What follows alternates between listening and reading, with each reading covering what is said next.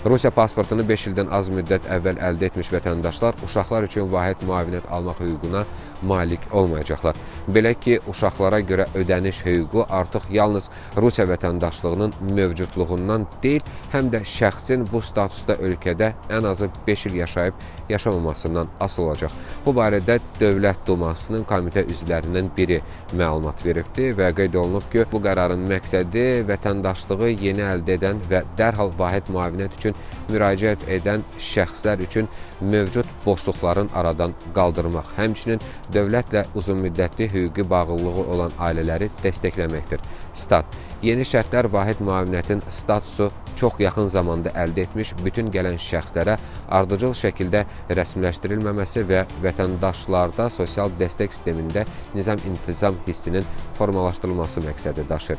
Statın sonu.